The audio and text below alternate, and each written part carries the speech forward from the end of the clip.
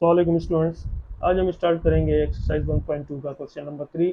Question number 1 मैंने आपको करवा दिया था, अगर वो आपको अच्छे से समझ में आ गया है तो क्वेश्चन नंबर 2 इजीली आप कर लेंगे। तो हम स्टार्ट करते हैं क्वेश्चन नंबर 3। क्वेश्चन नंबर 3 के क्वेश्चन नंबर 1 में जो प्रॉपर्टी यूज हुई है वो है ट्रांजिटिव प्रॉपर्टी। अब ट्रांजिटिव प्रॉपर्टी क्या होती है, इसका क्या रूल है। इसके मुताबिक जब ए लेस देन हो बी के और बी लेस देन हो सी के, तो ए और सी भी आपस में लेस देन ही होते हैं। इसका क्या मतलब है, इसे मैं प्रैक्टिकल एग्जांपल्स के थ्रू आपको समझाता हूँ। फॉर एग्जांपल, स्टेटमेंट नंबर 1 क्या लिखा हुआ है, ए लेस देन है बी के। एक लाइन है ए,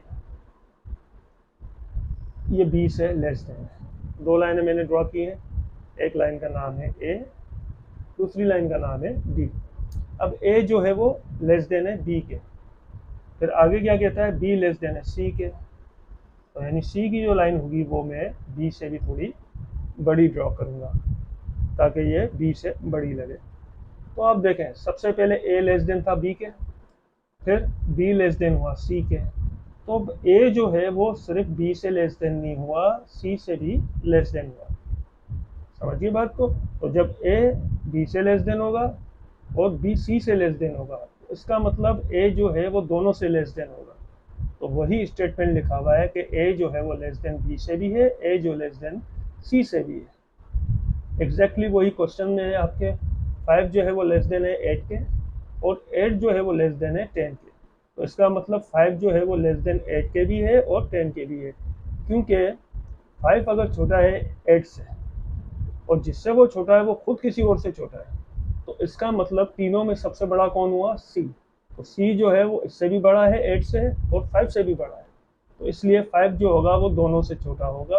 तो हम यहाँ लिखेंगे 5 लेस देन 10। तो ये है आंसर इसका। क्वेश्चन नंबर 2 में भी सेम प्रॉपर्टी अप्लाई होगी, लेकिन यहाँ पे क्या है, ग्रेटर देन का साइन है। ये ग्रेटर और लेस देन के साइन की आप कंफ्यूजन थोड़ी सी दूर कर लीजिएगा। जैसे हम उर्दू में दाल लिखते हैं, इसे हम लिखते हैं ग्रेटर। इससे दाल बनाते हैं ना, जिसका जो फेस है वो किस तरफ ओपन हो रहा होता है, लेफ्ट साइड की तरफ। और उल्टा दाल, जैसे जिसका फेस जो है वो राइट साइड की तरफ हो, तो वो आपका लेस देन का साइन होता है। तो यहाँ पे लिखा हुआ है 10 जो है वो ग्रेटर देन 8, 8 ग्रेटर देन 5। यहाँ भी मैं वही मिसाल दूंगा। अब स्टेटमेंट हमारा क्या कहता है ट्रांजिटिव प्रॉपर्टी का, कि ए जो है वो बड़ा है बी से, ए जो है वो बी से बड़ा है। यहाँ हम ए दे देते हैं, यहाँ हम बी दे देते हैं। दूसरे साइड पे क्या कहता है, बी जो बड़ा है वो सी से, तो सी हम छोटा बनाएंगे ताकि बी हमारा जो है वो बड़ा लगे। तो अब इसका क्या मतलब हुआ, ए जो है वो बी से भी बड़ा हुआ और सी से भी बड़ा हुआ। तो इसलिए यहाँ क्या लिखा हुआ है, ए जो है वो ग्रेटर देन बी भी है, ए जो ग्रेटर देन सी भी है। सिंपल ये इतना है। तो 10 जो है वो 8 से भी ग्रेटर देन हुआ, तो 10 जो है वही 10 5 से भी ग्रेटर देन होगा, तो 10 ग्रेटर देन 5। तो हमें तीसरा स्टेटमेंट इसमें करेक्ट करके लिखना है ताकि प्रॉपर्टी जो है वो हमारी करेक्ट यहाँ ट्रू हो जाए। Question number 2। तो क्वेश्चन नंबर 3 में जो प्रॉपर्टी यूज हुई है वो है एडिटिव प्रॉपर्टी। एडिटिव प्रॉपर्टी का रूल क्या होता है कि अगर ए जो है वो बी से लेस देन है, ए में आप सी ऐड कर दें तब भी ये लेस देन रहेगा, अगर आप बी में भी सी ऐड कर देते हैं। अब इसकी मिसाल क्या है, इसकी मैं एक प्रैक्टिकल मिसाल दूँ। अगर एक नंबर है, यहाँ आपकी एज है 10 ईयर्स और आपके भाई की एज है 15 ईयर्स। अब आप जो है वो अपने भाई से छोटे हैं, क्या 10 साल बाद भी आप अपने भाई से छोटे रहेंगे या बड़े हो जाएंगे? 10 साल बाद भी आप अपने भाई से छोटे ही रहेंगे, क्योंकि 10 साल का जो अरसा है वो सिर्फ आप में नहीं ऐड होगा, आपके भाई की एज में भी ऐड होगा। तो 10 साल बाद आप हो जाएंगे 20 साल के, आपके भाई जो है वो हो जाएंगे 25 साल, तब भी आप अपने भाई से छोटे ही रहोगे। तो यही प्रॉपर्टी ये कहती है कि ए अगर छोटा है बी से, तो ए में अगर सेम नंबर ऐड कर दें और बी में भी सेम नंबर ऐड कर दें तब भी ये आपस में छोटे ही रहेंगे। तो ये है प्रॉपर्टी नंबर 3, एडिटिव प्रॉपर्टी। तो 3 में मैंने 9 प्लस कर दिया, यहाँ पे 6 में भी मैं 9 प्लस कर दूंगा। तो ये आपकी प्रॉपर्टी जो है वो इक्वल हो गई एडिटिव प्रॉपर्टी के मुताबिक। क्वेश्चन नंबर 4 में भी वही सेम प्रॉपर्टी यूज होगी। जो कि हमने क्वेश्चन नंबर 3 में की थी।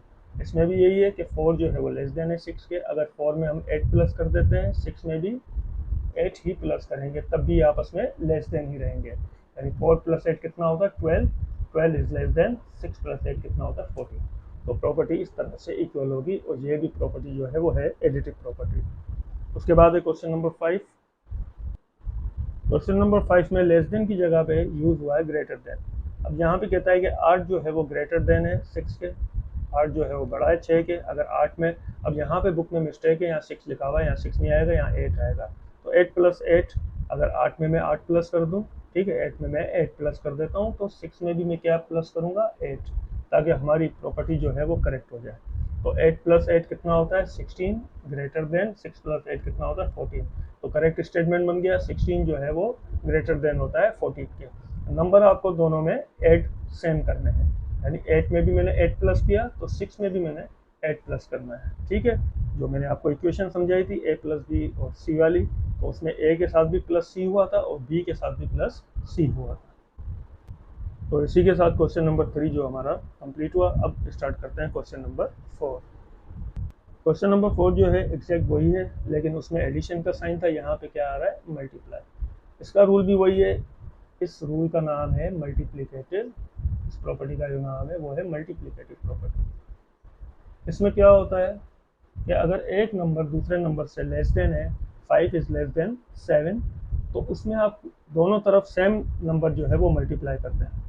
इसकी मैं प्रॉपर्टी लिख देता हूँ, a less than b if you multiply both numbers with c, तब भी आपस में क्या रहेंगे लेस देन ही रहेंगे। b से भी आप c को मल्टीप्लाई कर दें, a को भी आप c से मल्टीप्लाई कर दें, तो दोनों नंबर्स जो हैं वो लेस देन ही रहेंगे। तो इसी तरीके की एग्जांपल यहाँ पे है क्वेश्चन में। 5 जो है वो लेस देन है 7 के, तो 5 में मैंने 12 मल्टीप्लाई किया, तो 7 में भी मैं क्या मल्टीप्लाई करूँगा 12। तो दोनों का आंसर क्या बन जाएगा 5 12 60, और 7 को जब मैं 12 से मल्टीप्लाई करूँगा तो ये बन जाएगा आपका 84। तो दोनों का आंसर आप देखें बिल्कुल एग्जैक्ट आ रहा है, 60 is less than 84। Question number 2 भी इसी तरीके का है। इसमें कहता है 7 जो है वो ग्रेटर देन है 5 के, तो 7 को अगर मैं 12 से मल्टीप्लाई करूँगा तो 5 को भी 12 से ही मल्टीप्लाई करूँगा, तब भी 7 मल्टीप्लाई 12 ग्रेटर देन रहेगा 5 मल्टीप्लाई 12 के, ठीक। तो 7 12 का कितना होता है 84, ग्रेटर देन 5 12 60। तो इक्वेशन यहाँ पे करेक्ट हो गया। उसके बाद है क्वेश्चन नंबर 3। क्वेश्चन नंबर 3 में भी अप्लाई तो वही होगी मल्टीप्लिकेटिव प्रॉपर्टी, लेकिन यहाँ पे रूल जो है वो चेंज है। रूल में चेंजिंग क्या है, हमने क्वेश्चन नंबर 1 और 2 में सीखा था कि a अगर ग्रेटर देन है b के, और a को भी मल्टीप्लाई करेंगे c से और b को भी c से मल्टीप्लाई करेंगे, लेकिन पॉजिटिव c से, प्लस के c से, तो वो भी ग्रेटर देन होगा। यहाँ पे ऐसा नहीं है। यहाँ पे अगर c की वैल्यू जो है वो लेस देन 0 है, लेस देन 0 जो वैल्यूज होती हैं वो माइनस में ही होती हैं, -1 -2 -3 4। तो ऐसी कोई वैल्यू अगर आ जाती है जैसे क्वेश्चन में दी हुई है -7 की वैल्यू, तब ये रूल चेंज हो जाएगा। अगर a ग्रेटर देन b है और मल्टीप्लाई होने वाला जो नंबर है c वो माइनस में है, तो आंसर जो है इन दोनों के बीच में क्या आएगा लेस देन की साइन आएगी, ना कि ग्रेटर देन की।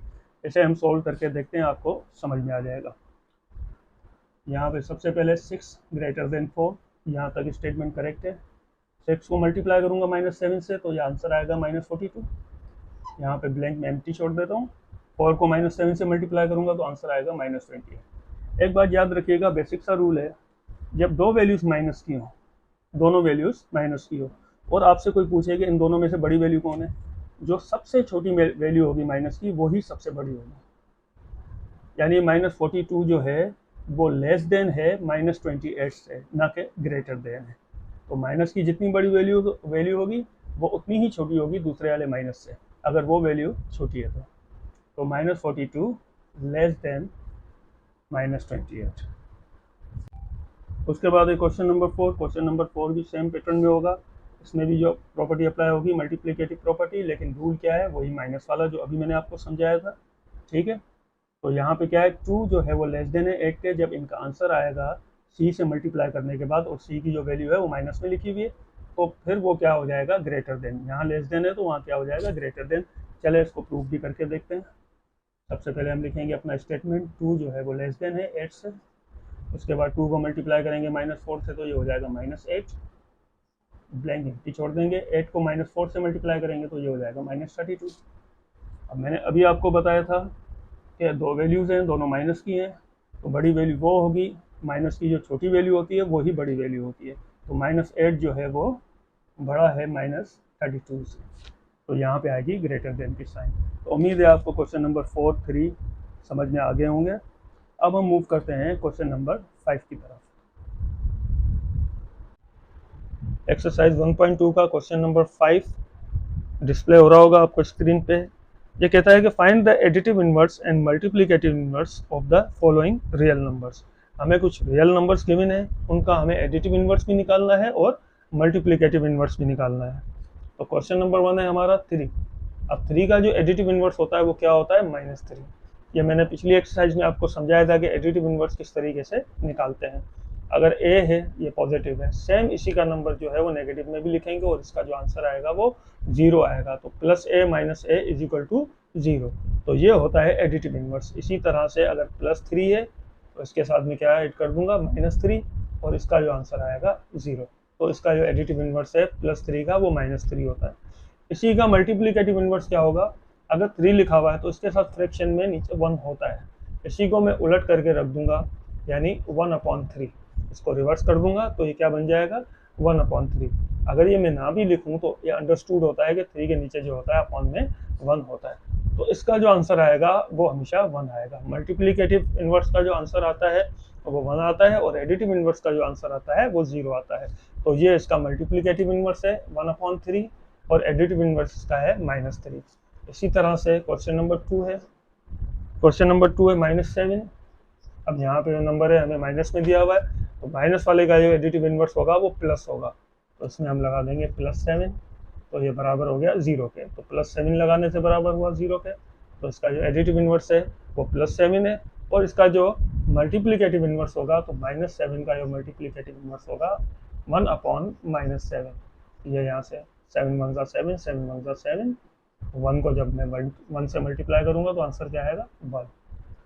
तो इसका जो मल्टीप्लिकेटिव इनवर्स होगा 1/-7 होगा। ठीक। क्वेश्चन नंबर 3 है 0.3।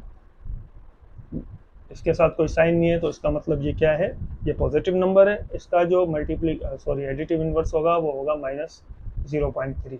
तो बराबर हो जाएगा किसके, 0 के। तो इसका एडिटिव इनवर्स क्या हुआ, -0.3 और इसका जो मल्टीप्लिकेटिव इनवर्स होगा वो होगा 1/0.3।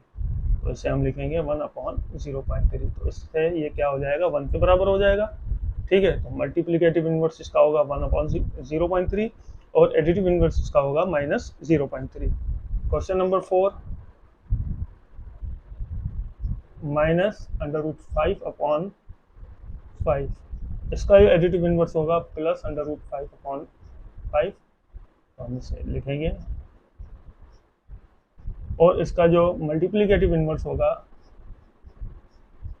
वो होगा, इसको हम रिवर्स कर देंगे, ये हो जाएगा। ठीक है। तो 5/-√5 ये इसका मल्टीप्लिकेटिव इनवर्स है और +√5/5 जो है वो इसका एडिटिव इनवर्स है। उसके बाद है क्वेश्चन नंबर 5। Question number 5 9/12। क्योंकि इसके साथ कोई साइन नहीं है, ये पॉजिटिव है, इसका जो होगा एडिटिव इनवर्स वो नेगेटिव में होगा। तो -9/12, तो ये बराबर हो जाएगा 0 के। तो इसका जो एडिटिव इनवर्स आया वो -9/12 आया और इसी का जो मल्टीप्लिकेटिव इनवर्स आएगा वो आएगा 12/9। तो कट के क्या बचेगा, 1। तो मल्टीप्लिकेटिव इनवर्स क्या आता है, हमेशा आंसर उसका 1 आता है। तो 12/9 जो है इसका मल्टीप्लिकेटिव इनवर्स है। उसके बाद है क्वेश्चन नंबर 6 0। तो 0 जो है उसके साथ -0 कर दें तो आंसर आपका क्या आएगा, 0। तो इसका एडिटिव इनवर्स -0 भी लिख सकते हैं आप, +0 भी लिख सकते हैं, क्योंकि 0 + 0 भी 0 ही होता है। तो आंसर हमारा क्या आना चाहिए, 0 आना चाहिए। इसका जो मल्टीप्लिकेटिव इनवर्स होगा 1/0। तो इसी के साथ हमारी एक्सरसाइज 1.2 कंप्लीट होती है। इंशाल्लाह बहुत जल्द आप लोगों के लिए एक्सरसाइज 1.3 भी अपलोड कर दूंगा। तब तक के लिए अल्लाह हाफिज़।